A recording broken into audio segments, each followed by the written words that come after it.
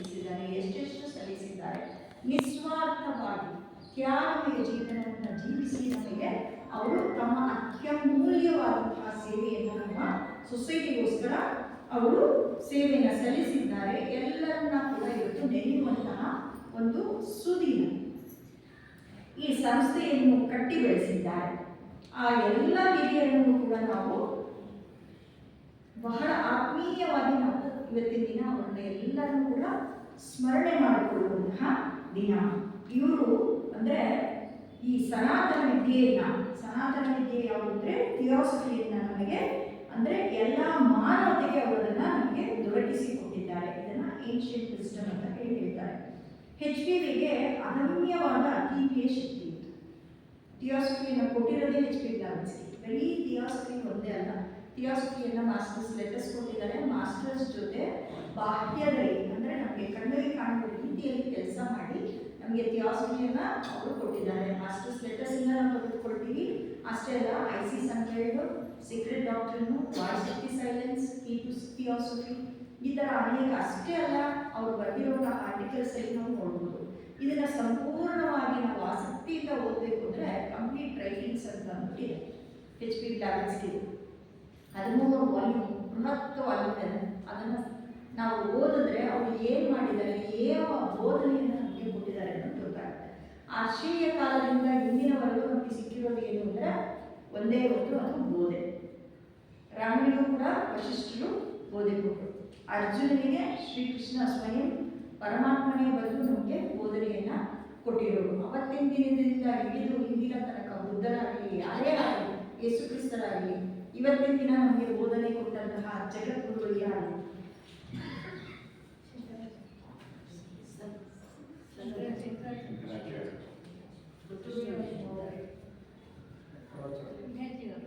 ಇವತ್ತಿನ ದಿನ ಕೊಟ್ಟಿದ್ದು ಕೃಷ್ಣಾಜಿಯವರನ್ನು ಉಪಯೋಗಿಸಿಕೊಂಡಿದ್ದು ಮೈತ್ರೇಯರು. ಇವತ್ತಿನ ದಿನ ಜಗತ್ಪ್ರಭುಗಳು ಯಾರು ಅಂತಂದ್ರೆ ಸನತ್ ಕುಮಾರರು. ಮೈತ್ರೇಯರು ಮುಂದಿನ ಜಗತ್ಪ್ರಭುಗಳು ಆಗೋರಿದ್ದಾರೆ. ಜಿಡ್ಡು ಕೃಷ್ಣಮೂರ್ತಿಯವರ ಶರೀರವನ್ನು ಉಪಯೋಗಿಸಿಕೊಂಡು ಅವರ ಮುಖಾಂತರ ಅವರೊಂದು ಉಪಾಧಿಯಾಗಿದ್ದರು, ನಾಯಿಯಾಗಿದ್ದರು. ಅವರ ಮುಖಾಂತರ ನಮಗೆ ಬೋಧನೆಯನ್ನು ಕೊಟ್ಟಿರೋರು ಅವರನ್ನೇ. ಆ ಬೋಧನೆ ಇವತ್ತಿಗೆ ನಮಗೆ ಪ್ರಸ್ತುತವಿದ್ದರೆ ಓದಿದಾಗ ಆಯಿತು, ಅರ್ಥ ಆಗ್ತದೆ, ನಮಗೆಲ್ಲ ಗೊತ್ತಾಯ್ತು ಅನಿಸುತ್ತೆ.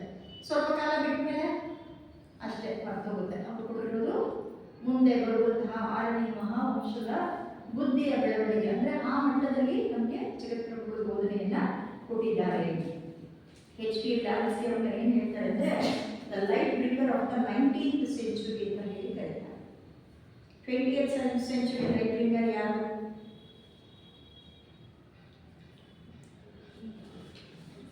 ಇದ್ದಾನೆ ಹೇಳಿದ್ರಿ.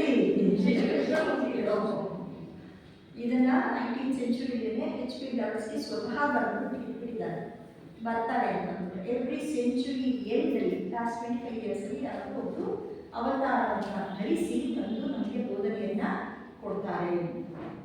ಇನ್ನು HS ಆಲ್ಕಾಟ್, ಇವರಿಬ್ಬರು ಫೌಂಡರ್ ಪ್ರೆಸಿಡೆಂಟ್. ಈ 2 ಫೋಟೋನಲ್ಲಿ ಅವರನ್ನೇ ಇಲ್ಲಿ ನಾವು ಇಟ್ಟಿರೋದು. ಇವ್ರನ್ನ ಸ್ಥಾಪಕ ದ್ವಯರು ಅಂತ ಹೇಳಿ ಕರಿತೀವಿ. ಇದೇ 16ನೇ ತಾರೀಕು ಸ್ಥಾಪಕ ದ್ವಯರ ಕೊಡುಗೆಗಳು ಅನ್ನೋದ್ರ ಬಗ್ಗೆ ಇಲ್ಲಿ ಒಂದು ಕಾರ್ಯಕ್ರಮ ನಡೆಯುತ್ತೆ. ಆಸಕ್ತರೆಲ್ಲರೂ ಕೂಡ ದಯಮಾಡಿ ಬನ್ನಿ ಅಂತ ಹೇಳಿದ್ದೀನಿ. ಆಗಸ್ಟ್ 16ನೇ ತಾರೀಕು. ಈ ಜಿಡ್ಡು ಕೃಷ್ಣಮೂರ್ತಿನ ಏನಂತ ಹೇಳ್ತಾರೆ ಅಂತಂದ್ರೆ ಬರೀ ಜಗದ್ಗುರುಗಳು ಅಂತ ಹೇಳಲ್ಲ, the seer who walked alone ಅಂತ ಕೂಡ ಹೇಳ್ತಾರೆ.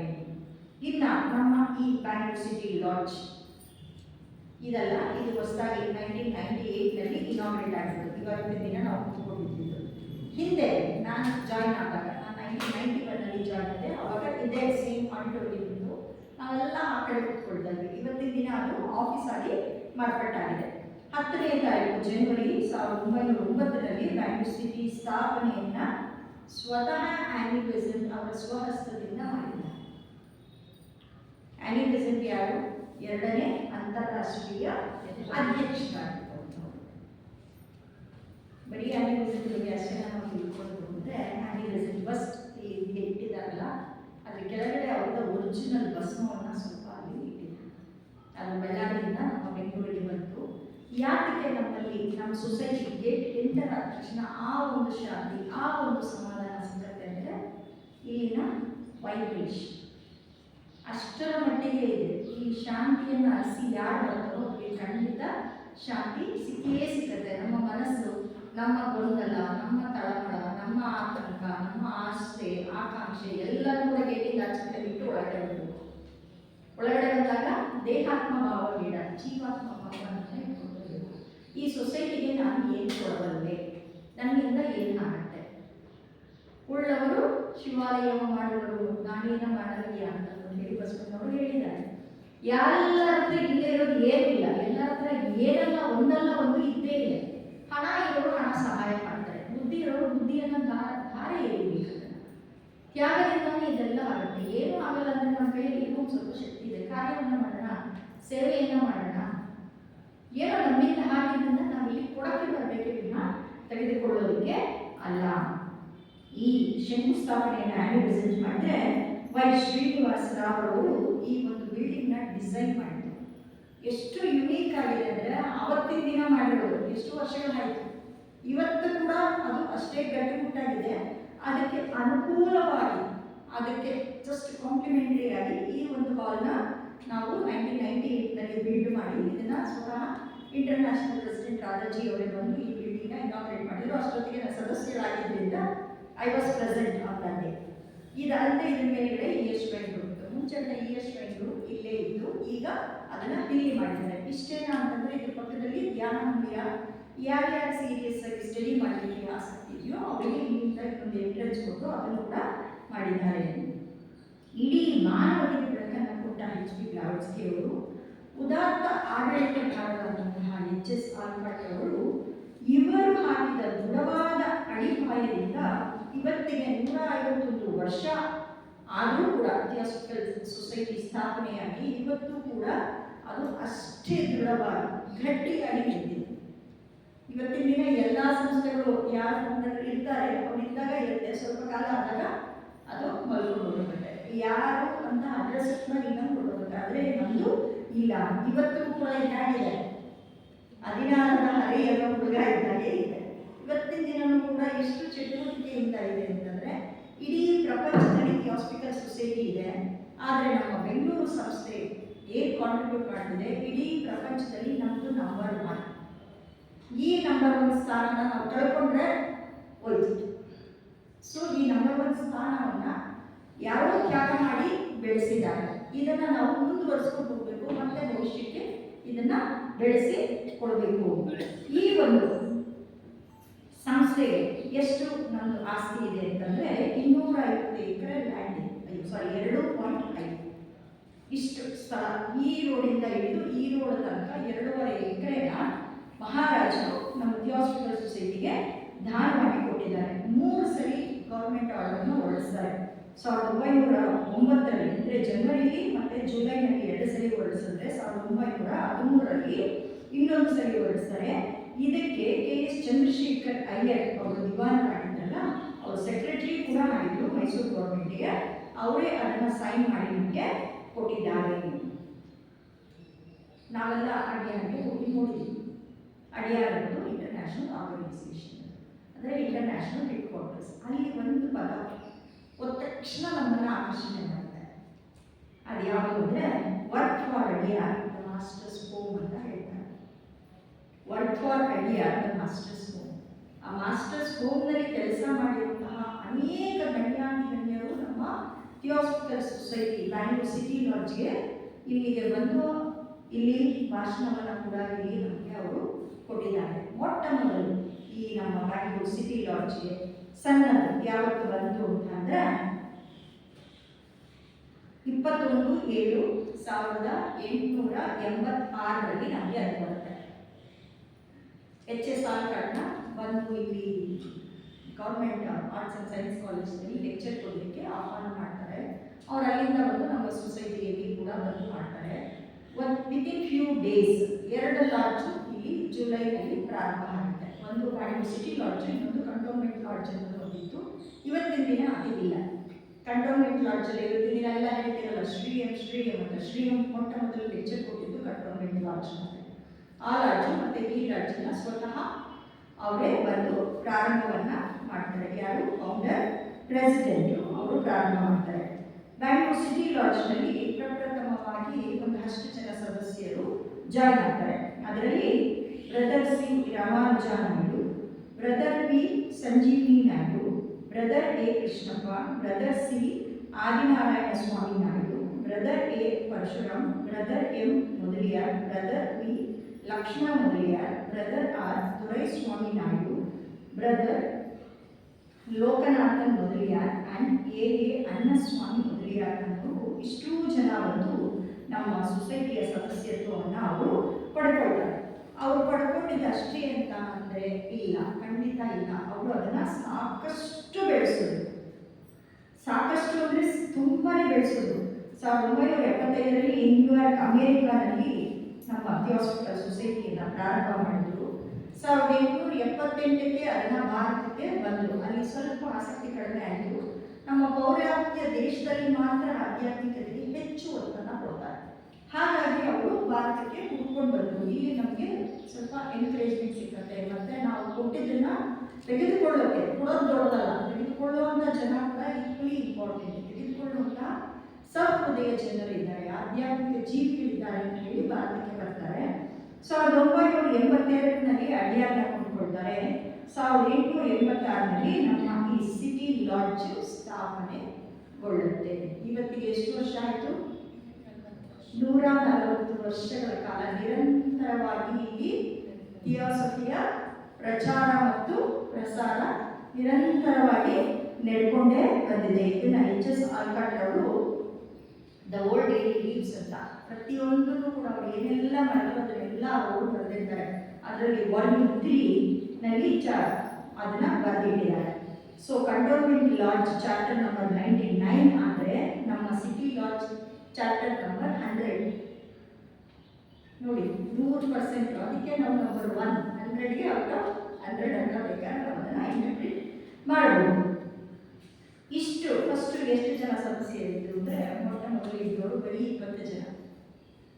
ನಮ್ಮದು ಅತ್ಯಂತ ಉನ್ನತ ಸ್ಥಿತಿಗೆ ಏರಿತು ಕೆಲವಾರು ದಶಕಗಳ ಹಿಂದೆ. ಈಗ ಮತ್ತೆ ಜನ, ಇವತ್ತಿನ ದಿನ ಪ್ರಪಂಚ ಹೇಗಿದೆ ಅಂದರೆ ಸೈನ್ಸ್ ಮತ್ತೆ ಡೆವಲಪ್ ಆಗ್ತಾ ಇದೆ. ನಮ್ಮೆಲ್ಲರ ಕೈಯಲ್ಲಿ ಗ್ರಂಥ ಹೋಗಿ ಮೊಬೈಲ್ ಬಂದಿದೆ. ಮೊಬೈಲ್ ಬಂದಾಗ ಓದೋದು ಈ ಕಡೆ ಬರೋದು ಕಡಿಮೆ ಆಗಿದೆ. ಸೈನ್ಸ್ ಇನ್ನೂ ಟೆಕ್ನಾಲಜಿ ಇಟ್ಕೊಂಡು ಟೆಕ್ನಾಲಜಿಯಿಂದ ಓಡ್ತಾ ಇದ್ದೀವಿ. ಹಾಗಾಗಿ ನಮ್ಮ ಸದಸ್ಯತ್ವದ ಸಂಖ್ಯೆ 900 ತನಕ ಏರಿತ್ತು. ಇವತ್ತಿನ ದಿನ 260ಕ್ಕೆ ಲಾಸ್ಟ್ ಇಯರ್ ಸ್ಟ್ಯಾಟಿಸ್ಟಿಕ್ಸ್ನಲ್ಲಿ 260ಕ್ಕೆ ಬಂದು ಮುಟ್ಟಿದೆ. ಕೆ ಶೇಷಾದ್ರಿ ಅಯ್ಯರ್ ಅವರು ಕೂಡ ದಿವಾನ್ ಮೈಸೂರವರು. ಅವರು 1 ಆಗಸ್ಟ್ 1886ನಲ್ಲಿ ಅವರು ನಮ್ಮ ಸೊಸೈಟಿಗೆ ಸೇರಿಕೊಳ್ತಾರೆ.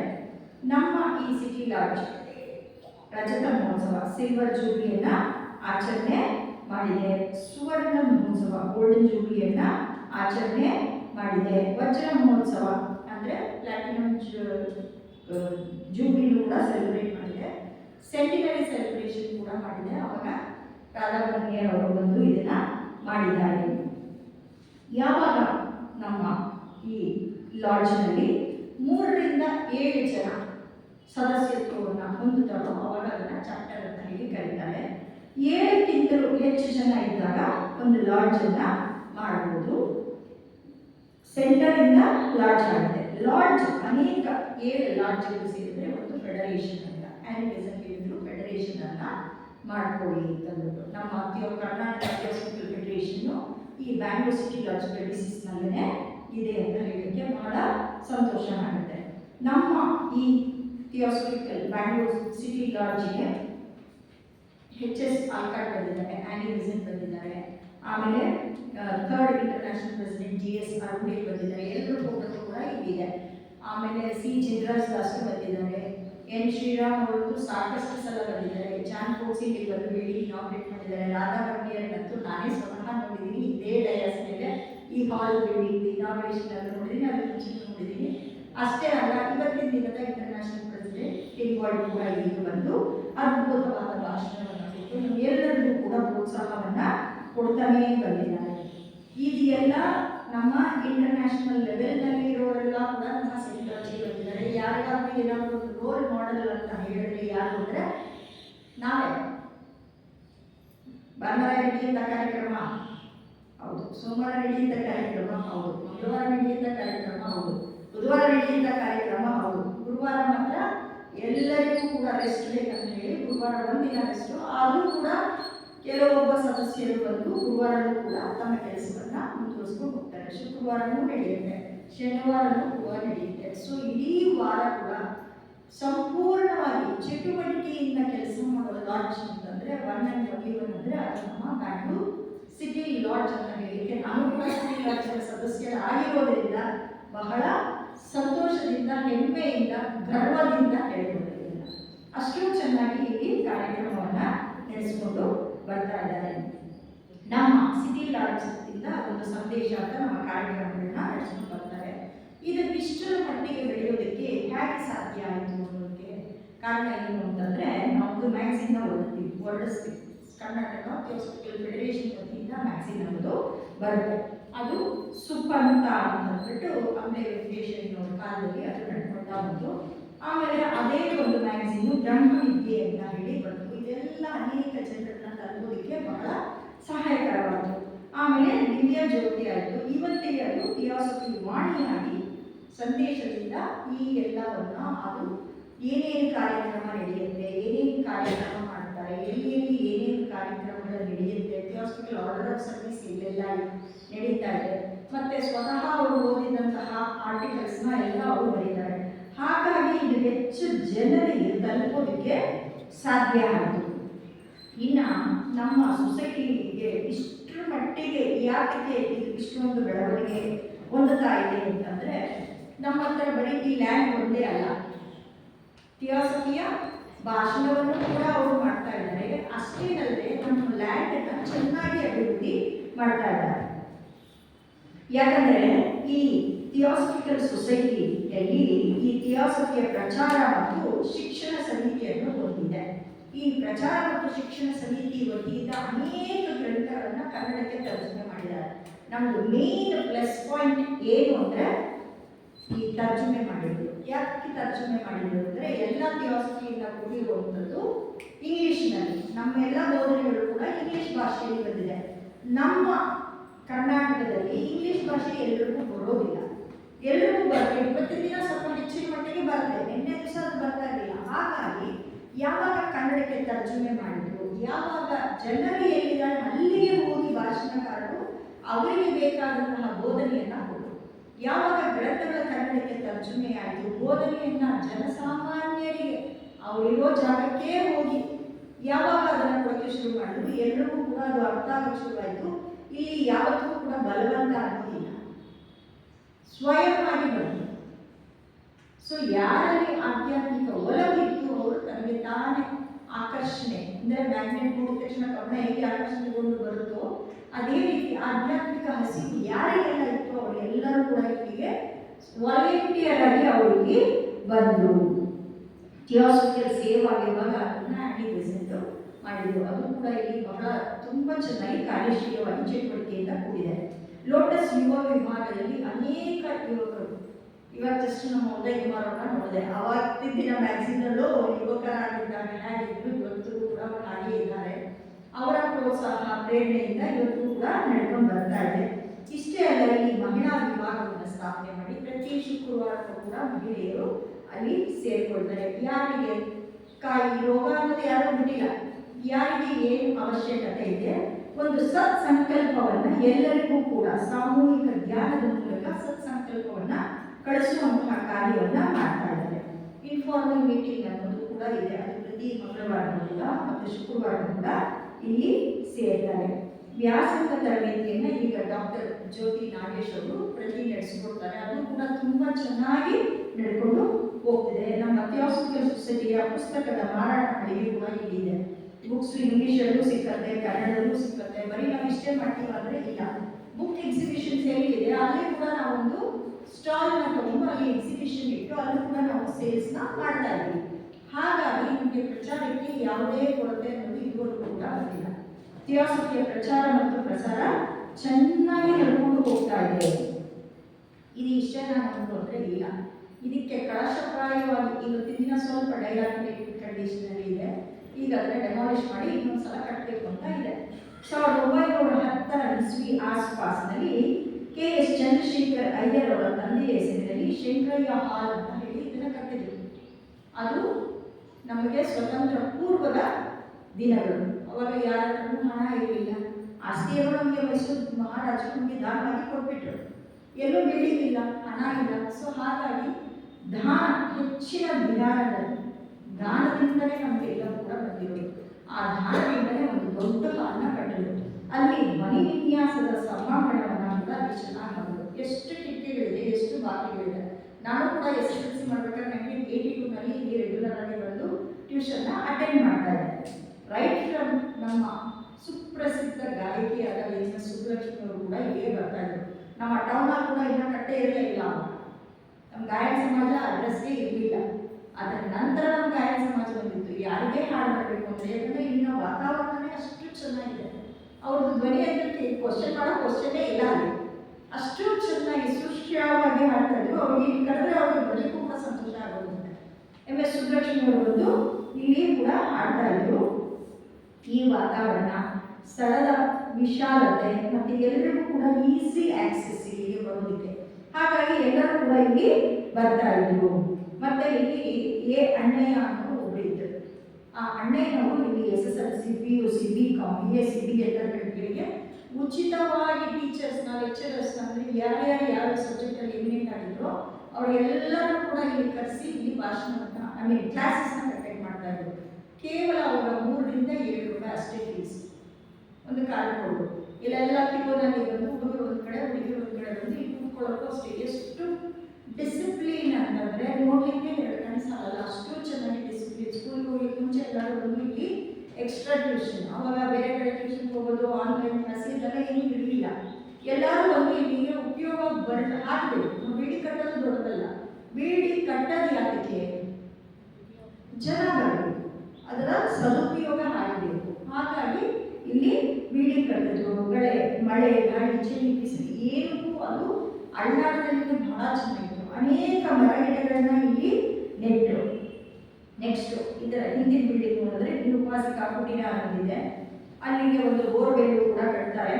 ಇದನ್ನ ಫಸ್ಟ್ ಫೌಂಡೇಶನ್ ಯಾವಾಗ ಆಯಿತು ಅಂತ ಅಂದರೆ 1967ನೇ ಇಸ್ವಿ 23 ನವೆಂಬರ್ನಲ್ಲಿ ಆಗುತ್ತೆ. ಇದನ್ನ N. ಶ್ರೀರಾಮ್ ಅವರೇ ಅದನ್ನ ಕಟ್ಟಿ ಗ್ರೌಂಡ್ ಫ್ಲೋರ್ ಇನಾಗ್ರೇಷನ್ ಆಗುತ್ತೆ.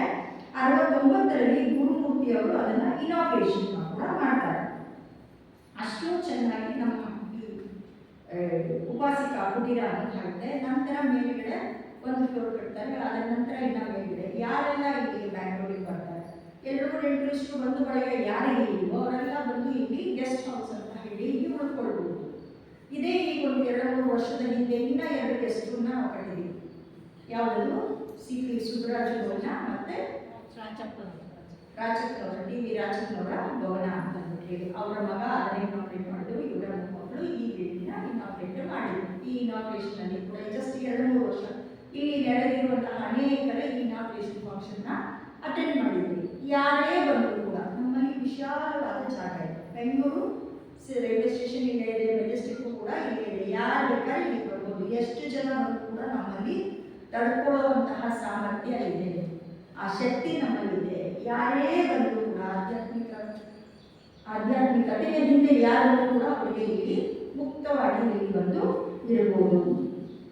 ಈ ಸಿಟಿ ಲಾಡ್ಜ್ ಬಿಲ್ಡಿಂಗ್ನಲ್ಲಿ ಪಕ್ಕದಲ್ಲಿ ಮೆಡಿಟೇಷನ್ ಹಾಲ್ನ ಕೂಡ ನಾವೆಲ್ಲ ಕೂಡ ಮಾಡಿದ್ವಿ. ಇನ್ನು ಮಹಿಳಾ ವಿಭಾಗದ ಕಾರ್ಯಕ್ರಮ ಅಂದರೆ ಈಗ 111 ವರ್ಷದಿಂದಲೂ ಕೂಡ ಮಹಿಳಾ ವಿಭಾಗದ ಕಾರ್ಯಕ್ರಮವನ್ನು ಮಾಡ್ಕೊಂಡು ಬರ್ತಾ ಇದ್ದಾರೆ. 1915ನೇ ಇಸ್ವಿಯಲ್ಲಿ ಪ್ರಾರಂಭ ಆಯಿತು. ವರ್ಷಕ್ಕೆ 2 ಸಲ ಮೀಟ್ ಮಾಡ್ತಾರೆ. ಯಾವುದಾದ್ರೂ ಒಂದು ಸ್ಥಳಕ್ಕೆ ಹೋಗಿ ಅಲ್ಲಿ ಕೂಡ ಅಲ್ಲಿರೋ ಲೋಕಲ್ ಕೂಡ ಬರ್ಬೋದು, ಮತ್ತು ಇಲ್ಲಿಂದ ನಾವೇ ಅಲ್ಲಿ ಹೋಗಿ 1 ದಿನದ ಕಾರ್ಯಕ್ರಮ ಇಟ್ಕೊಂಡು ಅಲ್ಲೂ ಕೂಡ ನಮ್ಮ ಥಿಯಾಸಫಿ ಪ್ರಚಾರ ಮತ್ತು ಪ್ರಸಾರವನ್ನು ಮಾಡ್ತಾ ಇದ್ದೀವಿ. ಇನ್ನು ನಾವು ಬರ್ತಿದ್ದಂಗೆ ಆನಿವರ್ಸರಿ ಬರ್ಸ್ಡೇ ಹಿಂಭಾಗದಲ್ಲಿ ಒಂದು ಮನೆ ಇದೆ. ಇವತ್ತಿನ ದಿನ ನಮ್ಮ ಮೂರ್ತಿಯವರು ಅಲ್ಲಿದ್ದಾರೆ. ಆ ಮನೆಯನ್ನು ಯಾಕೆ ಕಟ್ಟಿದ್ರು? ಶ್ರೀ ಶಂಕರನಾರಾಯಣ ಮುಂಚೆ ಶಂಕರನಾರಾಯಣವರು ಇದ್ರು, ಆ ಮನೆಯಲ್ಲಿ ವಾಸವಾಗಿ ಇದ್ರು. ಕಟ್ಟಿದ್ದು ಯಾಕೆ? ಶಂಕರನಾರಾಯಣವರಿಗೆಲ್ಲ ಕಟ್ಟಿದ್ದು. ಸ್ವತಃ ಆನಿವರ್ಸರಿ ಅಲ್ಲಿ ಉಳ್ಕೊಳ್ಳಿ ಅಂತ ಹೇಳಿ ಆ ಮನೆಯನ್ನು ಕಟ್ಟಿದ್ರು. ಒಂದು ಪುಟ್ಟ ರೂಮು, ಹಾಲು, ಒಂದು ಅಡುಗೆ ಮನೆ, ಟಾಯ್ಲೆಟ್ ಔಟ್ಸೈಡ್. ಆನಿವರ್ಸರಿ ಸ್ವತಃ ಬಂದು ಒಂದು ದಿನ ಉಳ್ಕೊಂಡು ಹೋಗಿದ್ದಾರೆ. ಈ ಬಿಲ್ಡಿಂಗ್ ಇನಾಗ್ರೇಷನ್ ಅವರಿಗೋಸ್ಕರನೇ ಆ ಒಂದು ಬಿಲ್ಡಿಂಗ್ನ ಕಟ್ಟಿದ್ದು. ಇನ್ನು ಇಲ್ಲಿಗೆ ಸ್ಟಾರ್ ಈ ಶಂಕರಯ್ಯ ಮಾಲ್ ಅಡ್ಜಸೆಂಟ್ ಬಿಲ್ಡಿಂಗ್ ಇದೆಯಲ್ಲ, ಈ ಸ್ಟಾರ್ ರೋಡ್ನ ಅಕ್ಟೋಬರ್ 2024ನಲ್ಲಿ ಕಟ್ತಾರೆ. ಇದನ್ನ ಯಾಕೆ ಕಟ್ತಾರೆ ಅಂತಂದ್ರೆ order of the star in the East ಅನ್ನೋ ಒಂದು ಸಂಸ್ಥೆಯ ಒಂದು ಅಂಗ ಸಂಸ್ಥೆ ಇಲ್ಲಿ ಇರಲಿ ಅಂತ ಜಿಡ್ಡು ಕೃಷ್ಣಮೂರ್ತಿಗಳಿಗೋಸ್ಕರ ಆನಿ ಬೆಸೆಂಟ್ ಈ ಒಂದು ಸಂಸ್ಥೆಯನ್ನ ಹುಟ್ಟಿ ಹಾಕಿದ್ದಾರೆ. ಸ್ವತಃ ಜಗದ್ಗುರುಗಳೇ ಬರ್ತಾರೆ ಅನ್ನೋದು ಅವರಿಗೆ ಸ್ಪಷ್ಟವಾಗಿ ಗೊತ್ತಾಗೋದು, ಬಂದಿದ್ದು ಅದರ ನಂತರ. ಬಟ್ ಅವರಿಗೆ ಗೊತ್ತಾದಾಗ ಸ್ವತಃ ಇಲ್ಲಿ ಒಂದು ಬಿಲ್ಡಿಂಗ್ ಕಟ್ಟಬೇಕು, ಯಾಕಂದ್ರೆ ಬೆಂಗಳೂರು ಅಷ್ಟೊತ್ತಿಗಾಗಲೇ ತನ್ನ ಉತ್ಕೃಷ್ಟ ಸ್ಥಿತಿಯಲ್ಲಿ ಇತ್ತು, ಹಾಗಾಗಿ ಅದನ್ನ ಕಟ್ಟಿದ್ರು.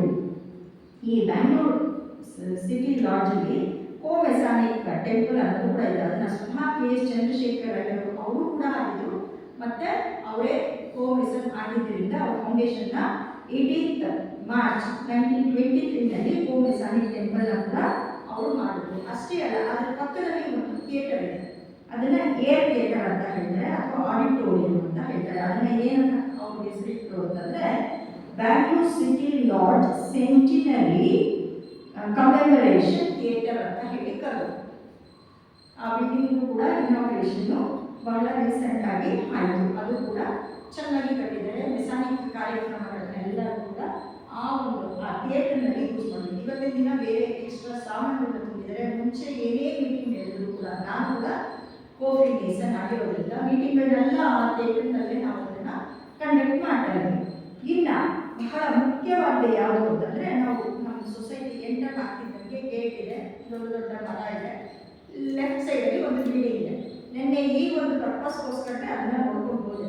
ಹೆಸರೆಲ್ಲ ಪೇಂಟಿಂಗಲ್ಲಿ ಡಿಫ್ರೆಂಟ್ ಆಗೋದಿದೆ. ದಯವಿಟ್ಟು ಸೆಕ್ರೆಟರಿ ಅವರು ಇಲ್ಲೇ ಇದ್ದೀರಾ, ಪೇಂಟ್ ಮಾಡಿಸೋರು. ಅದನ್ನು ಏನಂತ ಹೇಳ್ತಾರೆ ಅಂತಂದರೆ headquarters and Blavatsky auditorium dash library ಅಂತ ಹೇಳಿ ಅದನ್ನು ಹೇಳ್ತಾರೆ. ಬ್ಲಾವೆಟ್ಸ್ಕಿ ಆಡಿಟೋರಿಯಂ ಅಂದರೆ ಅದೇ ಬ್ಲಾವೆಟ್ಸ್ಕಿ ಆಡಿಟೋರಿಯಂ ಅನ್ನೋದು ಆ ಬಿಲ್ಡಿಂಗ್ಸ್ನ ಹೆಸರು. ಅದನ್ನು ನೆಕ್ಸ್ಟ್ ಇವಾಗಾಗಿರೋದನ್ನು ಅಂಡು ಮಾಡೋದು ಅರ್ಥ ಇಲ್ಲ, ನೆಕ್ಸ್ಟ್ ಜ್ಞಾಪಕ ಇಟ್ಕೊಂಡ್ರೆ ಅದನ್ನು ದಯವಿಟ್ಟು ಮಾಡಿ. ಇದು ಬರುತ್ತೆ. ಇಲ್ಲಿ ಏನೆಲ್ಲ ಇದೆ, ಫಸ್ಟ್ ಗ್ರೌಂಡ್ ಫ್ಲೋರ್ನೇ ಕಟ್ಟಿದ್ರು, ದೊಡ್ಡ ಹಾಲು, ಎಷ್ಟೇ ಜನ ಬಂದು ಕೂಡ ಮಳೆಯಲ್ಲಿ ನೆನೆಬಾರದು ಅಂತಂದ್ಬಿಟ್ಟು ಒಂದು ದೊಡ್ಡ ಹಾಲು ಕಟ್ಟಿದ್ರು. ಕೆಳಗಡೆ 2 ರೂಮ್, ವಿಶಾಲವಾದಂತಹ ರೂಮ್. ನಾನು ಅಲ್ಲಿ ಕೂತಿರೋ ಅಜ್ಜಿಗೆ ಕೆಲವು ಸಲ ಮಿಸ್ಟಿಕ್ ಸ್ಟಾರ್ ಅಟೆಂಡ್ ಮಾಡಬೇಕಾದ್ರೆ ಎಲ್ಲ ಸಾಮಾನು ಅಲ್ಲೇ ಇತ್ತು. ಈ ಕಡೆಗೆ ಪುಸ್ತಕದ ಮಳಿಗೆಯನ್ನು ಇಟ್ಟಿದ್ರು. ಆ ಪುಸ್ತಕದ ಮಳಿಗೆ ಫುಲ್ ಇವತ್ತಿಗೂ ಕೂಡ ಅದು ಹಾಗೇ ಇದೆ.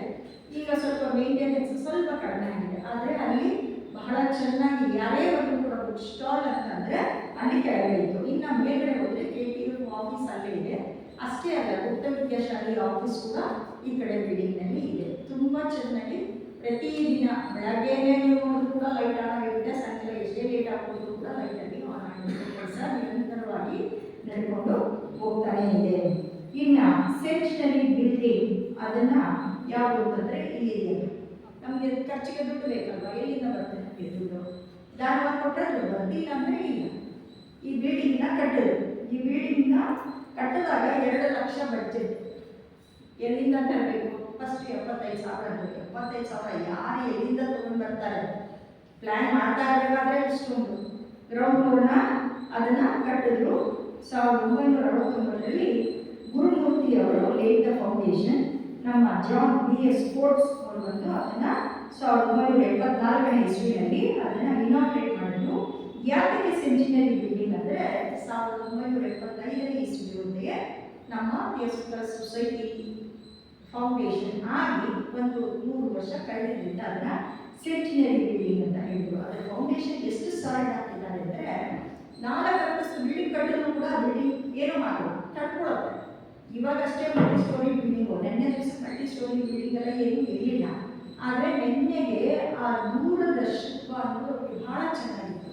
ಭವಿಷ್ಯದಲ್ಲಿ ಏನಾಗುತ್ತೆ, ಇಷ್ಟು ಜನ ಸೇರ್ತಾರೆ ಅಂದರೆ ಖಂಡಿತ ಅಷ್ಟು ಜನ ಸೇರ್ತಾರೆ, ಅಷ್ಟು ದುಡ್ಡು ಬೇಕು ನಮಗೆ, ಫೈನಾನ್ಸ್ ಬೇಕು. ಯಾಕಂದರೆ ಇಲ್ಲಿ ಆ್ಯಕ್ಟಿವಿಟೀಸ್ ಅನ್ನೋದು ಬಹಳ ಹೆಚ್ಚಿನ ಮಟ್ಟದಲ್ಲಿ ನಡೀತಿದೆ. ಪ್ರತಿಯೊಂದಕ್ಕೂ ದುಡ್ಡು ಬೇಕು. ಕೆಲವರು ಫ್ರೀಯಾಗಿ ಬಂದು ಭಾಷಣ ಮಾಡಬಹುದು, ಕೆಲವರಿಗೆ ಅವಶ್ಯಕತೆ ಇದೆ, ಬಸ್ ಚಾರ್ಜ್ ಕೊಡಬೇಕು, ಸ್ಮಾಲ್ ಅಮೌಂಟ್ TADL ಕೊಡಬೇಕು. ಈ ಕೆಲಸ ಮಾಡೋದು ಕೂಡ ಇವತ್ತಿನ ದಿನ ಹಣ ಇಲ್ಲದ್ರೆ ಎಲ್ಲಿ ಕೆಲಸನೇ ಆಗೋದಿಲ್ಲ. ಹಾಗಾಗಿ ಹಣದ ಅವಶ್ಯಕತೆ ಇದೆ ಅಂತಂದ್ಬಿಟ್ಟು ಮುಂಚೆ ಅನೇಕ ವರ್ಷಗಳ ಕಾಲ ಅಪಯೋಗ ಟೈಲರ್ಸ್ ಅನ್ನೋದು ಅಡುಗೆಗಿತ್ತು. ಈಗ ಬೇರೆ ಬೇರೆಯವರೆಲ್ಲ ಬಂದಿದ್ದಾರೆ, ಒಳ್ಳೆ ಇನ್ಕಮ್ ಇದೆ. ನಮ್ಮ ಇನ್ಕಮ್ ಬರೀ ಇಷ್ಟ ಅಲ್ಲ, ಅಲ್ಲಿ 2 ಟವರ್ಸ್ಗೆ ಕೂಡ ಬಾಡಿಗೆ ಕೊಟ್ಟಿದ್ದಾರೆ, ಅಲ್ಲಿಂದ ಬರುತ್ತೆ. ಇನ್ನು ವಸತಿ ಗೃಹದಲ್ಲಿ ಯಾರಾದರೂ ಉಳ್ಕೊಂಡ್ರೆ ಅಲ್ಲಿಂದಲೂ ಸ್ವಲ್ಪ ಬರುತ್ತೆ. ಹಾಗಾಗಿ ನಮ್ಮ ಕಾರ್ಯಚಟುವಟಿಕೆಗಳೆಲ್ಲ ನಿರಂತರವಾಗಿ ನಡ್ಕೊಂಡು ಹೋಗ್ತಾ ಇದೆ.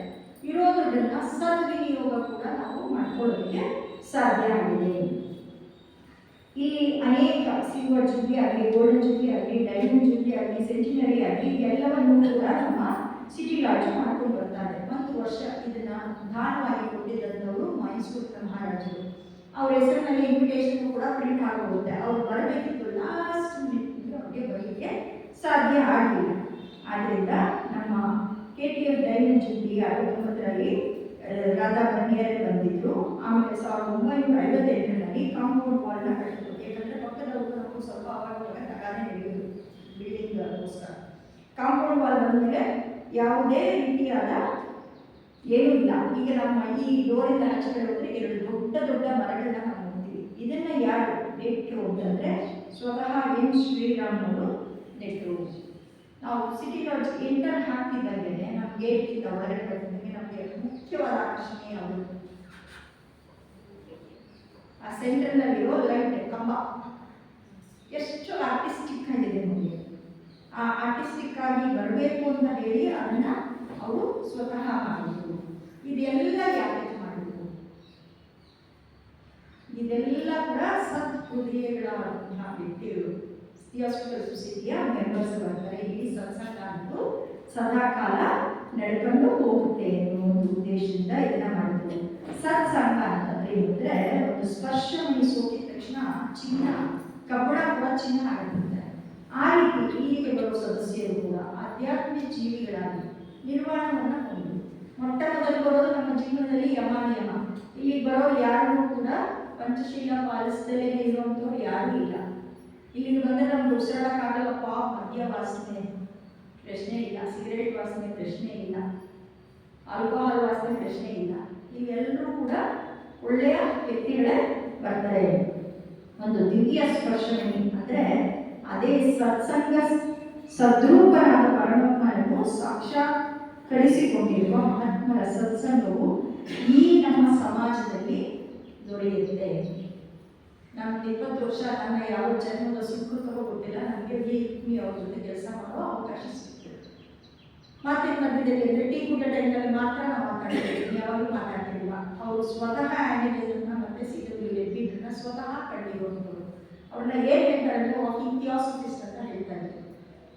ಅವ್ರಿಗೆ ಡಿಕ್ಷನರಿ ನೋಡೋ ಕೆಲಸ ನಾನು ಮಾಡ್ತಾ ಇದ್ದೆ. ಡಿಕ್ಷನರಿ ಒಂದು 10 ಮೀನಿಂಗ್ ಇದೆ, 7ರಿಂದ 8 ಮೀನಿಂಗ್ ಅವ್ರ ಬಾಯಲ್ಲಿ ಟಕ್ ಟಕ್ ಟಕ್ ಟಕ್ ಅಂತ ಹೇಳೋದು. ರಿಟೈರ್ಡ್ ಕೆಮಿಸ್ಟ್ರಿ ರೀಡರ್ ಆಗಿ ಇದ್ದಂತಹ ವ್ಯಕ್ತಿ. ಅಷ್ಟರ ಮಟ್ಟಿಗೆ ಥಿಯಾಸಫಿಯನ್ನು ಆರಂಭಿಸಿಕೊಂಡಿದ್ರು. First principles of ಥಿಯಾಸಫಿನ C Jinaraja ದಾಸರು ಬಂದಿದ್ರು. ಸಿ ಜಿನರಾಜ ದಾಸರನ್ನು ಅವರು ಸ್ವತಃ ಕಂಡು ಅವರ ಜೊತೆ ಒಡನಾಟಿಯಾಗಿ ಅವರು ಇಲ್ಲಿ ಮಿಸ್ಟಿಕ್ ಸ್ಟಾರ್ನ ಅವರೇ ಇಲ್ಲಿ ತರೋದಕ್ಕೆ ಹೆಚ್ಚು ಶ್ರಮವನ್ನು ವಹಿಸಿ ಅವರಿಗೆ ಮಾಡಿದರು. ಆ ಮಿಸ್ಟಿಕ್ ಸ್ಟಾರ್ನಲ್ಲಿ ಅವ್ರ ಜೊತೆ ತುಂಬ ಇದೆಲ್ಲ ಅವ್ರು ಬಂದಿರುವಂತಹ ಫಸ್ಟ್ ಪ್ರಿನ್ಸಿಪಲ್ಸ್ ಆಫ್ ಥಿಯಾಸಫಿನಲ್ಲಿ ಪ್ಯಾರಲ್ಸ್ ಆಸ್ ಇಟ್ ಈಸ್ ಹೇಳುವಷ್ಟು ಕೆಪಾಸಿಟಿಯನ್ನು ಅವರು ಹೊಂದಿದ್ರು. ಇದು ಅವರ ನಿಷ್ಠೆ, ಇದು ಅವರ ಆಸಕ್ತಿ. ಈ ಆಸಕ್ತಿಯನ್ನು ನಾವೆಲ್ಲರೂ ಕೂಡ ಬೆಳೆಸ್ಕೊಂಡು ಹೋಗಬೇಕು. ಅವಾಗ ಏನಾಗುತ್ತೆ ಅದರ ಫಲವಾಗಿ ಅಂದರೆ ಇದರ ಪ್ರಭಾವದಿಂದ ಜನರಲ್ಲಿ ಕಬ್ಬಿಣದಂತೆ ವಿಕಾರಗೊಳ್ಳುವ ನೀಚ ಸ್ವಭಾವವು ತುಕ್ಕು ಹಿಡಿಯದೆ ಇರುವ ಅಪರಂಜಿಯಂತೆ ಉತ್ತಮ ಸ್ವಭಾವವಾಗಿ ಪರಿವರ್ತನೆಗೊಂಡಿರುವ ನಿದರ್ಶನಗಳು ನಮ್ಮ ಸಮಾಜದಲ್ಲಿ ಹೇರಳವಾಗಿ ದೊರೆಯುತ್ತವೆ. ನೀಚ ಸ್ವಭಾವ ಎಲ್ಲರಲ್ಲೂ ಇದೆ. ಇಷ್ಟೊಂದು ಆಸ್ತಿ ಇದೆ ನಮ್ಮೊಂಚೂರು, ಇಷ್ಟೊಂದು ದುಡ್ಡಿದೆ ನಮ್ಮೊಂಚೂರು, ಇಷ್ಟೊಂದಿದೆ ನಮ್ಮೊಂಚೂರು, ಒಂಚೂರು ನಾವು ಕೇಳೋದು ಆ ಚೂರಡೆ ಇಷ್ಟ ಆಗೋಗುತ್ತೆ. ಕಡೆಗಳಲ್ಲಿ ಏನಾಗುತ್ತೆ ಮಂಜಿಗೆ ಥರ ತಗೋಗುತ್ತೆ. ಆದರೆ ಇಲ್ಲಿ ಹಂಗೆ ಆಗಿಲ್ಲ. ಯಾರಲ್ಲಿ ಏನಿದೆ, ಎಷ್ಟಿದೆ. ಒಂದು ಸಣ್ಣ ಉದಾಹರಣೆ ಕೊಡಬೇಕು ಅಂದರೆ ಇಲ್ಲಿ ಮನ್ನಾರಮ್ಮ ಅಂತ ಒಬ್ಬರು ಸೀನಿಯರ್ ಬರ್ತಾ ಇದ್ರು. ಅವ್ರು ಒಂದು ಹೇಳಿದ್ರು, ನಾನು ಇನ್ನೂ ಅವಾಗ ಜಸ್ಟ್ ಲೆಕ್ಚರ್ ಆಗಿದೆ, ಇನ್ನು ಯೂತ್ ಸಂಖ್ಯಾ ಈ ವಯಸ್ಸಲ್ಲಿ ಏನು ಆಗುತ್ತೆ, ನಿಮ್ಮಲ್ಲಿ ಹೆಚ್ಚು ಆಸಕ್ತಿ ಇದೆ, ಹೆಚ್ಚು ಶಕ್ತಿ ಇದೆ, ಇವೆಲ್ಲ ಮಾಡ್ತೀವಿ, ಆದರೆ ನಿಮ್ಮಲ್ಲಿ ಜ್ಞಾನ ಇಲ್ಲ, ಕಾರಣ ಇಲ್ಲ. ನಮ್ಮ ಹತ್ರ ಎಲ್ಲ ಇದೆ, ನಮ್ಮಲ್ಲಿ ಶಕ್ತಿ ಇಲ್ಲ. ನಿಮ್ಮಲ್ಲಿ ಲೇಸಿನೆಸ್ಸು ಜಾಸ್ತಿ ಕಾಡ್ತಾರೆ. ಎಲ್ಲ ಇದ್ರೂ ಕೂಡ ಲೇಸಿ, ಆಸಕ್ತಿ ಇಲ್ಲ ನಿಮಗೆ, ಒನ್ ಪಾಯಿಂಟೆಡ್ನೆಸ್ ಇಲ್ಲ. ನಮ್ಮಲ್ಲಿ ಅದಿದೆ, ನಮ್ಮಲ್ಲಿ ಶಕ್ತಿ ಇಲ್ಲ. ಅದರಿಂದ ಶಕ್ತಿಯ ಸದ್ವಿನಿಯೋಗ ಅಂತ ನಮ್ಮಲ್ಲಿ ಎಲ್ಲರಲ್ಲೂ ಇದೆಲ್ಲ ಒಂದು ಪ್ಲಸ್ ಒಂದು ಮೈನಸ್ಸು. ಕಾಯಿನಲ್ಲಿ ಒಂದು ಹೆಡ್ ಒಂದು ಟೈಲ್ ಇದ್ದಂಗೆ ಆ ಟೈಲ್ ಅನ್ನೋದು ಕಡಿಮೆ ಆಗ್ತಾ ಹೋಗುತ್ತೆ, ಹೆಡ್ ಅನ್ನೋದು ಹೆಚ್ಚುಕೊಂತಾ ಹೋಗುತ್ತೆ. ಟೈಲಲ್ಲಿರೋ ಸಂಖ್ಯೆ ಹೆಚ್ಚಬೇಕು, ಅಂದರೆ ನಮ್ಮಲ್ಲಿರೋ ಒಳ್ಳೆಯ ಗುಣಗಳು ಹೆಚ್ಚುತ್ತಾ ಹೋದಾಗ ಮಾತ್ರ ನಾವಿಲ್ಲಿ ಸಮಾಜಕ್ಕೆ ಒಂದು ಕಾಂಟ್ರಿಬ್ಯೂಟ್ ಮಾಡುವಂತಹ ಒಂದು ಉತ್ಕೃಷ್ಟ ವ್ಯಕ್ತಿಯಾಗಿ ನಾವು ಮಾರ್ಪಾಡಾಗ್ತೀವಿ. ಈಗ ತಾನೇ ನಾನು ಹೇಳಿದ್ನಲ್ಲ, ಕೆ.ಎಸ್. ಚಂದ್ರಶೇಖರ ಅಯ್ಯನವರು ಅವರಿಗೆ ಮೈಸೂರಿನಲ್ಲಿ ಏನಂತ ಒಂದು ಬಿರುದನ್ನು ಕೊಟ್ಟಿದ್ರು ಅಂದರೆ ರಾಜಧರ್ಮ ಪ್ರವೀಣ ದಿವಾನ್ ಬಹದ್ದೂರ್ ಅಂತ ಹೇಳ್ತಾರೆ. ರಾಜಧರ್ಮ ಪ್ರವೀಣ ದಿವಾನ್ ಬಹದ್ದೂರ್ ಅಂತ ಸೆನೆಟ್ ನಡೆಯುತ್ತೆ ಮೈಸೂರು ಯೂನಿವರ್ಸಿಟಿ ಕಾನ್ವೊಕೇಶನ್ನಲ್ಲಿ 26ನೇ ಕಾನ್ವೊಕೇಶನ್ನಲ್ಲಿ 30ನೇ ತಾರೀಕು ಸೆಪ್ಟೆಂಬರ್ 1944ರಲ್ಲಿ ಅವರು ಸೆನೆಟ್ ಲೆಕ್ಚರ್ನ ಅವರು ಕೊಡ್ತಾರೆ.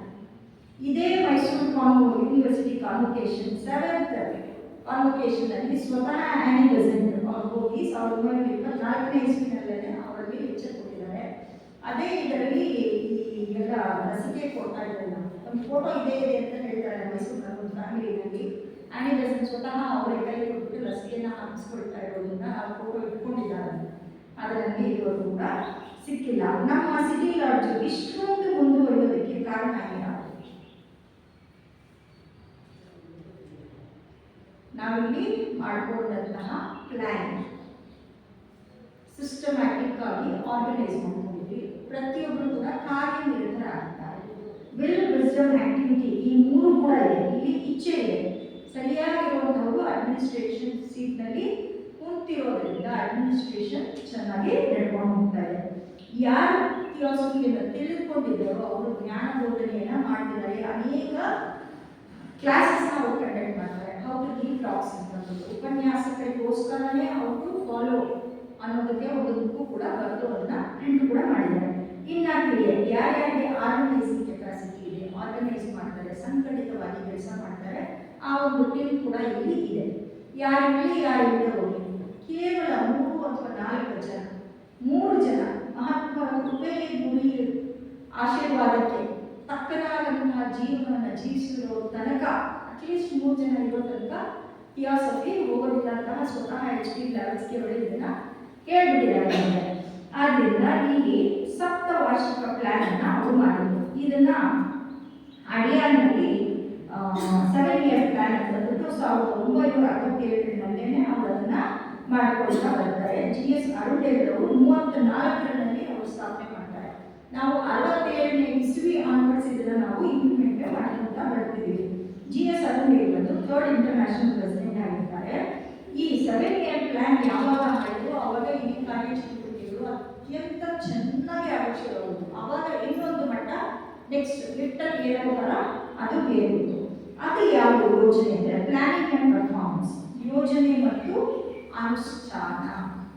ಕೆಲವು ಎಷ್ಟು ಚೆನ್ನಾಗಿ ಪ್ಲಾನ್ ಮಾಡ್ತಾರೆ ಅಂದರೆ ಇನ್ನು 3 ವರ್ಷ ಆಚೆ ಅವರು ನೋಡುವಷ್ಟು ಕೆಪಾಸಿಟಿ ಅವ್ರಿಗೆ ಇರುತ್ತೆ. ಅದರ ಪ್ರಕಾರ ಅವರು ಪ್ಲಾನ್ ಮಾಡೋದು, ಅದನ್ನು ಅನುಷ್ಠಾನ ಮಾಡೋಕ್ಕೆ ಅವರಲ್ಲಿ ವಿಲ್ ಪವರ್ ಅನ್ನೋದು ಅಷ್ಟೇ ಚೆನ್ನಾಗಿ ಅವರಲ್ಲಿ ಇತ್ತು. ಅವರಲ್ಲಿ ಗ್ರೇಸ್ ಇರೋದು ಮತ್ತು ಆರ್ಡರ್ ಅನ್ನೋದು ಕೂಡ ಅವರಲ್ಲಿ ಇರೋದು.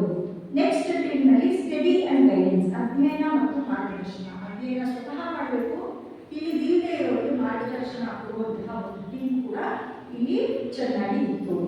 3ನೇ ಟೀಮು ಆರ್ಗನೈಸೇಷನ್ ಆ್ಯಂಡ್ ಅಂಡರ್ಸ್ಟ್ಯಾಂಡಿಂಗ್, ಸಂಘಟನೆಯುತವಾಗಿ ರಚನೆ ಮಾಡೋದು ಮತ್ತು ಅದನ್ನು ಅರ್ಥ ಮಾಡಿಕೊಳ್ಳುವಂತಹ ಒಂದು ಟೀಮ್ ಅನ್ನೋದು ಕೂಡ ಇಲ್ಲಿ ಇತ್ತು. 4ನೇದಾಗಿ ಆರ್ಟ್ ಆ್ಯಂಡ್ ಹಾರ್ಮೋನಿ, ಕಲೆ ಮತ್ತು ಸಮರಸತೆಯಿಂದ ಇರಬೇಕು. ಯಾರು ಏನೇ ತತ್ವವನ್ನು ಕೂಡ ಅವರಿಗೆ ಗೊತ್ತು, ಎಲ್ಲಿ ಸೆಪ್ರೇಟ್ ಮಾಡಬೇಕು ಅನ್ನೋದು, ಆರ್ಟಿಸ್ಟಿಕ್ ಆಗಿ ಮಾಡಬೇಕು. ಇದರಲ್ಲಿ ಎಷ್ಟು ಚೆನ್ನಾಗಿದೆ, ನಮ್ಮಲ್ಲಿ ಎಲ್ಲ ತರಹದ ಮರಗಿಡಗಳನ್ನ ಕೂಡ ಅವರನ್ನು ನೆಟ್ಟಿದ್ರು. ಎಲ್ಲ ಥರದ ಮರಗಳು ನಮ್ಮ ಈ ಬಿಲ್ಡಿಂಗ್ನಲ್ಲಿ ಈ 2.5 ಎಕರೆನಲ್ಲಿ ನಮಗೆ ಸಿಕ್ಕತ್ತೆ. ನಾನು ಕೊನೆಗೆ ಒಂದ್ಸಲಿ ಬ್ಯಾಂಗ್ಳೂರು ಸಿಟಿ ಲಾಡ್ಜ್ಗೆ ಭೇಟಿ ಕೊಟ್ಟಿದ್ರು. ಅವರಂದ್ರೆ ನಮ್ಮ ಮಾಸ್ಟರ್ ಡಿಗ್ರಿ ಆದ ತಕ್ಷಣ ನೀನು ಎಲ್ಲಿ ಓದಿ ಪಾಸ್ ಮಾಡಿದ್ದೆ, ಈ ಅಟ್ಮಾಸ್ಫಿಯರಿಂದ ನೀನು ಪಾಸ್ ಆಗಿದೆಯಾ ಅಂತ ಹೇಳಿದ್ರು. ಅಷ್ಟು ಚೆನ್ನಾಗಿದೆ ಈ ಅಟ್ಮಾಸ್ಫಿಯರು. ಓದಿದ್ದು ಒಂದೇ ಸಲ ಒಳಗಡೆ ಹೋಗುತ್ತೆ, ಅಷ್ಟು ಚೆನ್ನಾಗಿದೆ. ಇಲ್ಲಿ ಬಂದರೆ ನಾವು ಬೆಂಗಳೂರಲ್ಲೇ ಇದ್ದೀವ, ಈ ಒಂದು ಕಾಂಕ್ರೀಟ್ ಕಾರ್ಡ್ನಲ್ಲಿ ಇದ್ದೀವ, ಅಥವಾ ಸಿಲಿಕಾನ್ ಸಿಟಿನಲ್ಲಿ ನೆನ್ನೆ ದಿನ ಹೋಗೋದು. ನೆನ್ನೆ ದಿವಸ ಬ್ಯಾಂಗ್ಳೂರ್ ಹೋಗೋದು, ಇವತ್ತಿನ ದಿನ ಡಿಫ್ರೆಂಟ್ ಬ್ಯಾಂಗ್ಳೂರಾಗಿ ನಮ್ಮದು ಮಾರ್ಪಾಡಾಗಿದೆ. ಆದರೆ ಕೂಡ ನಮ್ಮದು ನಮ್ಮದು ಒರಿಜಿನಾಲಿಟಿನ ಇನ್ನು ಉಳಿಸ್ಕೊಂಡಿರೋದ್ರಿಂದ ಇಲ್ಲಿ ಚೆನ್ನಾಗಿದ್ದೀವಿ. ಇನ್ನು ನಾಲೆಡ್ಜ್ ಆ್ಯಂಡ್ ರಿಸರ್ಚ್, ಜ್ಞಾನ ಮತ್ತು ಸಂಶೋಧನೆ. ನಾವು ಎಷ್ಟೇ ಓದಿದ್ರು ಕೂಡ ಇನ್ನೂ ಥಿಯಾಸಫಿ ಇನ್ನೂ ಆಳಕಟ್ಟು ಹೋಗುತ್ತೆ, ಇನ್ನೂ ಆಳಕಟ್ಟು ಹೋಗುತ್ತೆ. ಆದ್ದರಿಂದ ಈ ಜ್ಞಾನವನ್ನು ನಾವು ಸಂಪಾದನೆ ಮಾಡ್ಕೊಳ್ತಾನೆ ಇರಬೇಕು. Devotion and service. ಭಕ್ತಿ ಇಲ್ಲದೆ ಹೋದರೆ ನಾವೇನು ಮಾಡೋದಕ್ಕೆ ಆಗೋದೇ ಇಲ್ಲ. ಸರ್ವಿಸ್ ಒಂದೇ ನಮಗೆ ಭಗವಂತನ ಕಡೆಗೆ ಕರ್ಕೊಂಡು ಹೋಗಿ ಇರುವಂತಹ ಏಕೈಕ ಮಾರ್ಗ. ಭಕ್ತಿ ಮಾರ್ಗದಲ್ಲಿ ನಾವು ಹೋದರೆ ಬಹಳ ಶೀಘ್ರವಾಗಿ ಹೋಗಿ ನಮ್ಮ ಗುರಿಯನ್ನು ನಾವು ಮುಟ್ಟೋದಕ್ಕೆ ಸಾಧ್ಯ ಆಗುತ್ತೆ. ಗ್ರೇಸ್ ಅಂಡ್ ಆರ್ಡರ್, ಭಗವಂತನ ಅನುಗ್ರಹ ಇಲ್ಲದೆ ಹೋದರೆ ನಾವು ಯಾವುದೇ ಕೆಲಸವನ್ನು ನಾವು ಆರ್ಡರ್ಲಿಯಾಗಿ ವ್ಯವಸ್ಥಿತ ರೀತಿಯಿಂದ ಮಾಡೋದಕ್ಕೆ ಸಾಧ್ಯ ಇಲ್ಲ. ಆದ್ದರಿಂದ ಈ ಎಲ್ಲವನ್ನು ಕೂಡ ಸುಸಂಗತವಾಗಿ ನಾವು ಮಾಡಿಕೊಂಡು ಬರಲಿಕ್ಕೆ ನಮ್ಮ ಜೊತೆ ಕೆಲಸ ಮಾಡಿದ್ರು ಯಾರು? ಹಿಂದಿನ ಕಾಲದಲ್ಲಿ ಅನೇಕ ಜನರಿದ್ರು. ನಾವು ನೋಡಿರೋದು ಕೆಲವೊಬ್ಬರನ್ನ, ನಾವು ನೋಡಿದ್ದೇ ಇರೋದು ಸುಮಾರು ಜನ, ನೂರಾರು ಜನ. ಈ ಸೆಂಚುರಿ ಸೆಲೆಬ್ರೇಷನ್ 1986 ಇಸ್ವಿನಲ್ಲಿ ನಡೆಯಿತು.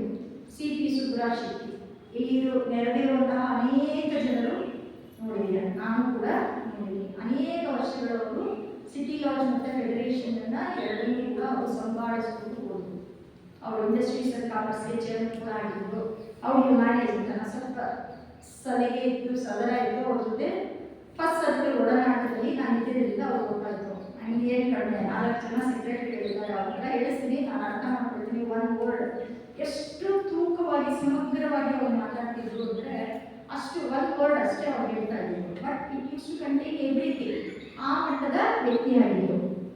ಇನ್ನು ಚೆನ್ನಯ್ಯ ಅನ್ನೋರು ಅವರು ವೈಸ್ ಪ್ರೆಸಿಡೆಂಟ್ ಆಗಿದ್ದರು. KV ರಾಜಗೋಪಾಲ್ ಇದ್ರು, ಟ್ರೆಷರರ್ ಆಗಿದ್ರು. KV ರಮಾನಂದ ಗುಪ್ತ ಈ ಸೆಕ್ರೆಟರಿ ಆಗಿದ್ರು. ಇವ್ರನ್ನ ನಾನು ನೋಡಿದ್ದೀನಿ. ಎಷ್ಟು ಮಟ್ಟಿಗೆ ಸೇವೆ ಮಾಡಿದ್ರು ಅಂದರೆ ಅವರು ಅಗಸ್ತ್ಯ ಅವ್ರನ್ನ ನೋಡಲಿಕ್ಕೆ ಅವ್ರು ನೀಲಗಿರೀಸ್ ಮೌಂಟೇನ್ಗೆಲ್ಲ ಅವರು ಹುಡುಕೊಂಡೆಲ್ಲ ಹೋಗಿದ್ರು. Very very dedicated human being. ಆಮೇಲೆ GK ನಟರಾಜ್ ನಮ್ಮ ಜೊತೆ ಇವತ್ತಿನ ದಿನ ಕೂಡ ಉಪಸ್ಥಿತರಿದ್ದಾರೆ. ಬಹಳ ಹೆಮ್ಮೆ ಆಗುತ್ತೆ. ಈ ಲಿಸ್ಟ್ನಲ್ಲಿ ಇರೋರು ಕೆಲವರೇ ಇವತ್ತಿನ ದಿನ ನಮ್ಮ ಜೊತೆ ಇರೋರು, ಇವತ್ತಿಗೂ ಕೂಡ ಬರ್ತಾ ಇರೋರು. ಅವರ ನಿಷ್ಠೆ, ಅವರ ಶ್ರದ್ಧೆಯನ್ನು ಇದು ಹೇಳಿ ತೋರಿಸುತ್ತೆ. ಅವರು ಜಾಯಿಂಟ್ ಸೆಕ್ರೆಟರಿ ಆಗಿದ್ರು. BN ಗೋವಿಂದ ಶೆಟ್ಟಿ ಅವರು ಇದ್ದಾರೆ. ಅವರು ಇವತ್ತು ಕೂಡ ನಮಗೆ ಸೇವೆಯನ್ನು ಸಲ್ಲಿಸ್ತಾ ಇದ್ದಾರೆ ಕೈಯಿಂದ ಆದಷ್ಟು. BR ಕುಂಡೈ ಶೆಟ್ಟಿ ಅವ್ರನ್ನ ನಾನು ಎಸ್ ಕೆವಿ ಭದ್ರಾಚಾರ್ಯ. ಇವರಿಗೆ ಎಷ್ಟು ಇತ್ತು ಪ್ಲಾನಿಂಗ್ ಕೆಪಾಸಿಟಿ ಅಂದರೆ ಅಷ್ಟು ಚೆನ್ನಾಗಿತ್ತು. ಒಂದ್ಸರಿ ಹೇಳಿದ್ರೆ ಈ ಥರ ಪ್ರೋಸ್ ಅಂಡ್ ಕಾನ್ಸ್ ಎಲ್ಲ ನೋಡಿ ಒಂದು ಸಮಗ್ರವಾದ ಒಂದು ಸ್ಟೇಟ್ಮೆಂಟ್ನ ಅವರು ಕೊಟ್ಟಿದ್ರು. ಇವರು ವಿಧಾನಸಭಾ ಕಟ್ಟಬೇಕಾದ್ರೆ ಅವರು ಜೂನಿಯರ್ ಇಂಜಿನಿಯರ್ ಆಗಿ ಕೆಲಸ ಮಾಡಿದ್ದಾರೆ. ಆಗಿಂದ ಹಿಡಿದು ಈ ತನಕಲ್ಲೂ ಕೂಡ ಅವರು ಸೇವೆಯನ್ನು ಸಲ್ಲಿಸಿದ್ದಾರೆ. M ವೆಂಕಟಕೃಷ್ಣನವರು ಇದ್ದರು. ಐ ಥಿಂಕ್ ಇವರೇ ಡಾಕ್ಟರ್ M ವೆಂಕಟಕೃಷ್ಣಯ್ಯ.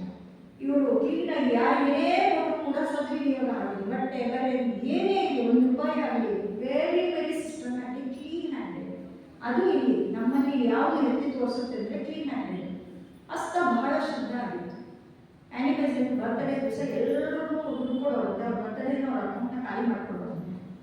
ಅವ್ರಿಗೆ ಹೋದ್ರೆ ಅದು ಸದ್ವಿನಿಯೋಗ ಆಗುತ್ತೆ ಅಷ್ಟೇ. ನನಗೆ ಬೇಕು ಅಂತ ಅವ್ರು ಯಾವತ್ತೂ ಏನು ₹1 ತಗೊಂಡೇ ಇಲ್ಲ, ಉಪಯೋಗಿಸ್ಕೊಂಡೇ ಇಲ್ಲ. ಎಲ್ಲರೂ ಕೂಡ ಅವಶ್ಯಕತೆ ಇರೋರಿಗೆ ಕೇಳಿದವ್ರಿಗೆ ಕೈ ಎತ್ತಿ ದಾನ ಮಾಡ್ತಾಯಿದ್ರು. ಇನ್ನು MS ಆಯ್ಕೆ ಇವ್ರನ್ನ ನಾನು ನೋಡಿದ್ದೀನಿ. ಎಷ್ಟಾದರೂ ಕೂಡ ಥಿಯಾಸಫಿ ಪ್ರಚಾರ ಪ್ರಸಾರ ಮಾಡೋದಕ್ಕೆ ಕೈಯಲ್ಲಿ ಆಗೋ ತನಕ ಕಡೆ ತನಕ ಅವರು ಥಿಯಾಸಫಿಗೋಸ್ಕರನೇ ದುಡಿದ್ರು. ಇನ್ನು B ಗೋಪಾಲಕೃಷ್ಣ ಗುಪ್ತ ಇದ್ರು. ಇನ್ನು CN ನಾಗರಾಜ್ ಇವ್ರ ಜೊತೆನೂ ಕೂಡ ನನ್ನ ಒಡನಾಟ ಇತ್ತು. ಸತ್ತವರಿದ್ದಾರೆ. ಅನೇಕ ವರ್ಷಗಳ ಕಾಲ ಪ್ರೆಸಿಡೆಂಟ್ ಆಗಿದ್ದು, ಗ್ರಂಥಗಳನ್ನ ತರ್ಜುಮೆ ಮಾಡಿದ್ದಾರೆ. ಎಲ್ಲರ ಜೊತೆ ಒಡನಾಟವನ್ನು ಕೂಡ ಅವರು ಇಟ್ಕೊಂಡಿದ್ರು. ಇನ್ನು KV ರಾಜಲಕ್ಷ್ಮಯ್ಯ ಶೆಟ್ಟಿ ಇವರು ಇದ್ದಾರೆ. KH BN Shetty, NC Ananthanarayana ಗುಪ್ತ ಇವರು ಕೂಡ ಇಲ್ಲಿ ಸಾಕಷ್ಟು ಕೆಲಸವನ್ನು ಮಾಡಿದ್ದಾರೆ. CN ಉದಯಕುಮಾರ್ ಕೂಡ ನಮ್ಮ ಜೊತೆ ಇದ್ದಾರೆ. ಈ ಜಸ್ಟ್ ಆಚೆಗಳನ್ನು ಹೋಗಿದ್ದಾರೆ. ಇಷ್ಟು ಜನದ ಹಳೆ ಲಿಸ್ಟ್ ಆದರೆ ಇನ್ನು ಹೊಸ ಲಿಸ್ಟನ್ನು ತೆಗೆದುಕೊಂಡು ನೋಡೋದಾದರೆ ಅದು ಅಗಣಿತ ಅಂತ ಹೇಳ್ಬೋದು. ನಮ್ಮ ಬೆಳಗ್ಗೆ ಇದ್ದರೆ ನಾವು ಬರಸಮ ಪೂಜೆ ಮಾಡ್ತೀವಲ್ಲ, ಮಹಾದೇವ ಶಾಸ್ತ್ರಿ ಕೂಡ ನಮ್ಮ ಹಾಸ್ಪಿಟಲ್ ಸೊಸೈಟಿ ಮೆಂಬರ್ ಆಗಿದ್ರು, ಮೈಸೂರಿನವರು. ಇವರೇ ಬರ ಸಮಾಜ ಪೂಜೆಯನ್ನು ಸಂಪೂರ್ಣವಾಗಿ ನೋಡಿಕೊಂಡು ಅವರು ಇದನ್ನ ಬರೆದಿರುವಂತಹ ವ್ಯಕ್ತಿ. ಇನ್ನು ಈ ಸೇವೆಯನ್ನು ಸಲ್ಲಿಸಿದ್ದವರು ಮನೋಭಾವನೆಲ್ಲ ಯಾವ ರೀತಿ ಇತ್ತು ಅಂತಂದರೆ ಅವರಲ್ಲಿ ಅಮೂಲ್ಯವಾದಂತಹ ಶ್ರದ್ಧೆ, ಉತ್ಸಾಹ, ನಿಷ್ಠೆ, ತುಂಬು ಜ್ಞಾನ, ಆಳವಾದ ತಿಳುವಳಿಕೆ ಮತ್ತು ವಿಶಾಲವಾದ ಮನೋಭಾವ, ನಿಷ್ಪಕ್ಷಪಾತತೆ, ಸರಳತೆ, ನಿಖರವಾದ ತೀರ್ಮಾನ, ನಿಸ್ಪೃಹತೆ, ಧೈರ್ಯ, ಶೀಲಪರ ಕೆಲಸ, ದಕ್ಷತೆ, ದಾನ, ಮುಂದಾಲೋಚನೆ, ಸೇವೆ, ತರ್ಜುಮೆ, ಪ್ರಸಾರ, ಪ್ರಚಾರ, ಉಪನ್ಯಾಸ ತರಬೇತಿ ಮತ್ತು ಜಗತ್ ಕಲ್ಯಾಣ ಕಾರ್ಯ, ಯೂನಿವರ್ಸಲ್ ಬ್ರದರ್ಹುಡ್, ಸಹೋದರ ಭಾವ ಅಂತ ಏನು ಹೇಳ್ತಾರೆ ಅದು. ಲೋಕ ಕಲ್ಯಾಣಕ್ಕೋಸ್ಕರನೇ ಅವರು ತಮ್ಮ ಜೀವನವನ್ನು ಒಂದು ಆದರ್ಶ ಜೀವನವನ್ನಾಗಿ ಮಾಡಿಕೊಂಡಿದ್ರು. ಪ್ರೇಮ ಮನೋಭಾವ, ಕುಶಲತೆ, ಸ್ಕಿಲ್ ಅನ್ನೋದು ಇತ್ತು. ಮತ್ತೆ ಇಲ್ಲಿ ನಮ್ಮ ಲೈಬ್ರರಿನಲ್ಲಿ ಒಂದು ಇನಾಗ್ರೇಷನ್ ಮಾಡ್ತಾರೆ. ಇನ್ನೊಂದ್ಸಲ ಎಲ್ಲ ಸಿಸ್ಟಮ್ಯಾಟಿಕ್ ಆಗಿ ಆರ್ಗನೈಸ್ ಮಾಡಿದಾಗ ರಾಧಾರಮಣಿ ಅವರು ಬಂದಿದ್ರು. ಒಂದು ಪದ ಹೇಳಿದ್ರು, ಇವತ್ತು ಕೂಡ ನಮ್ಮ ಮನಸ್ಸಿನಲ್ಲಿ ಹಂಚಲಿರುತ್ತೆ. ಆ ಪದ ಯಾವುದು ಅಂತಂದ್ರೆ, ಎಲ್ಲಾ ಕಡೆ ಬೆಂಗಳೂರು ಅಂತಂದ್ರೆ ತುಂಬಾ ಚೆನ್ನಾಗಿ ಬೆಳೆದಿದೆ, ಬೇಕಾದಷ್ಟು ಲೈಬ್ರರಿಗಳಿದೆ. ನಮ್ಮ ಬ್ಯಾಂಗ್ಳೂರು ಲೈಬ್ರರಿ ಯುನೀಕ್ ಆಗಿರಬೇಕು. ಯಾವ ರೀತಿ ಯುನೀಕ್ ಆಗಿರಬೇಕು ಅಂದ್ರೆ, ಯಾರೇ ನಮ್ಮ ಲೈಬ್ರರಿ ಬಂದು ಯಾವುದೇ ಒಂದು ಗ್ರಂಥವನ್ನು ತೆಗೆದುಕೊಂಡು ಓದಿದ ತಕ್ಷಣ ಅವರ ಬುದ್ಧಿಯ ಪ್ರಜ್ಞೆ ಮಟ್ಟ ಇನ್ನೊಂದು ಸ್ವಲ್ಪ ಮೇಲ್ಮಟ್ಟಕ್ಕೆ ಇರಬೇಕಂತೆ. ಆ ತರಹದ ಗ್ರಂಥವನ್ನು ನಮ್ಮ ಲೈಬ್ರರಿ ಇರಬೇಕು, ಆರ್ಡಿನರಿ ಬುಕ್ಸ್ ಅಲ್ಲ ಅಂತ ಹೇಳಿದ್ರು. ಇನ್ನು ಕ್ಯಾಸೆಟ್ ಲೈಬ್ರರಿ ಕೂಡ ನಮ್ಮಲ್ಲಿ ಇದೆ.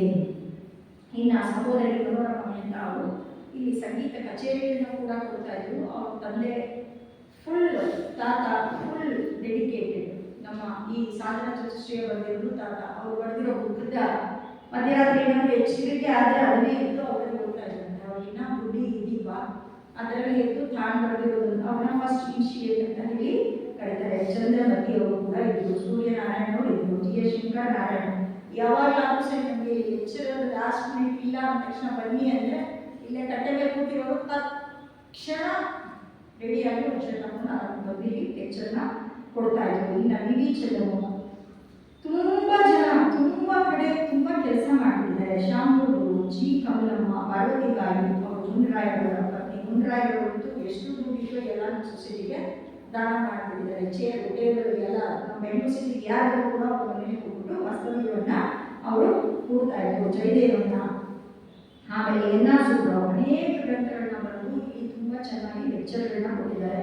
ನಮ್ಮ ರೀಸೆಂಟಾಗಿ ನಮ್ಮ ಕೆ.ಪಿ.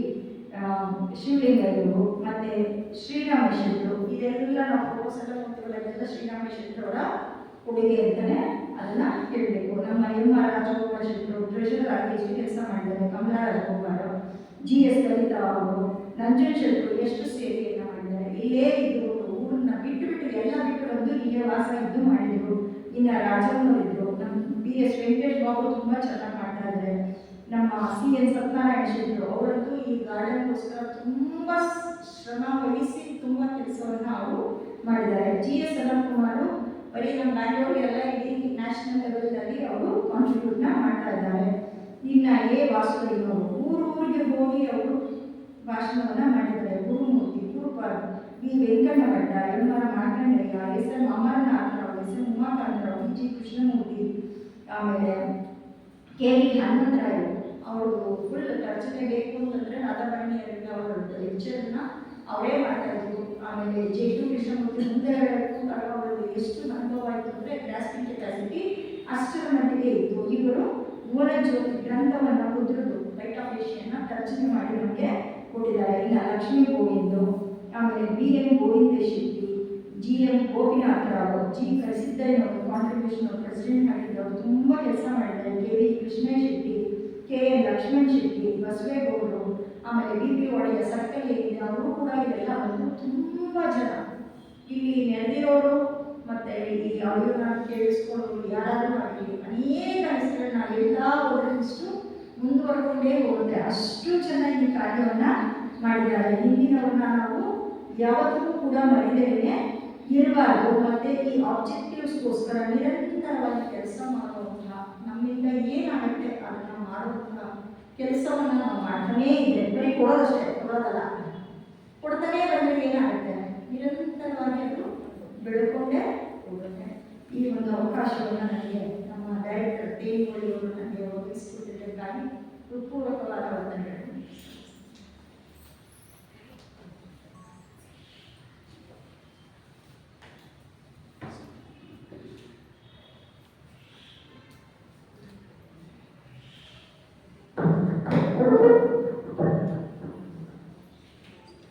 ಬೆಂಗಳೂರು ಸಿಟಿ ಲಾಡ್ಜ್ನ ಇತಿಹಾಸ, ಅದರ ಸೇವಾ ಪಯಣ ಹಾಗೂ ಆದರ್ಶಗಳ ಬಗ್ಗೆ ಅವರ ಅನುಭವಪೂರ್ಣ ಮಾತುಗಳು ನಮ್ಮೆಲ್ಲರಿಗೂ ಪ್ರೇರಣೆಯಾಗಿದೆ. ಸಹೋದರಿ ಬಿ. ಸಂಧ್ಯಾರಾಣಿ ಅವರನ್ನು ಆತ್ಮೀಯವಾಗಿ ನಾವು ಧನ್ಯವಾದಗಳು.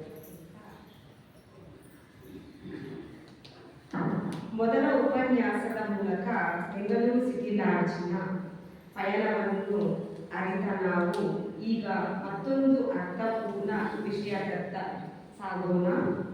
ವಿಶೇಷ ದಿನಗಳು, ಪರ್ವದಿನಗಳ ಮರುಮಹಂತಿ ಎಂಬ ವಿಷಯದ ಕುರಿತು ತಮ್ಮ ಅಮೂಲ್ಯ ವಿಚಾರಗಳನ್ನು ನಮ್ಮೊಂದಿಗೆ ಹಂಚಿಕೊಳ್ಳಲು ಆಗಮಿಸುತ್ತಿರುವ ಸಹೋದರಿ ರಶ್ಮಿ ಅವರನ್ನು ಆತ್ಮೀಯವಾಗಿ ವೇದಿಕೆಗೆ ಆಹ್ವಾನಿಸುತ್ತೇವೆ.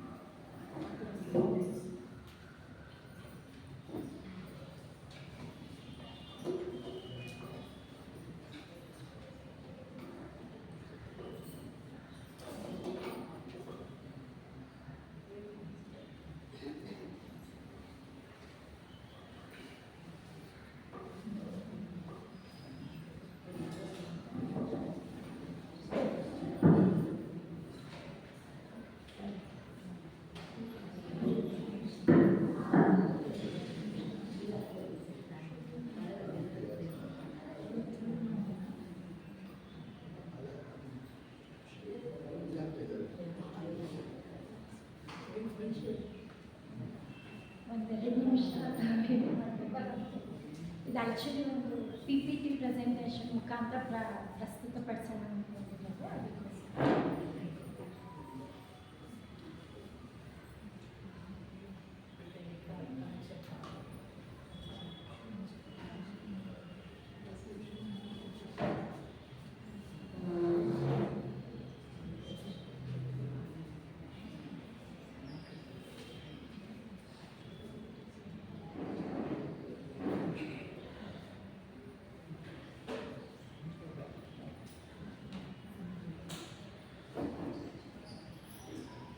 ಲಕ್ಷ್ಮೀ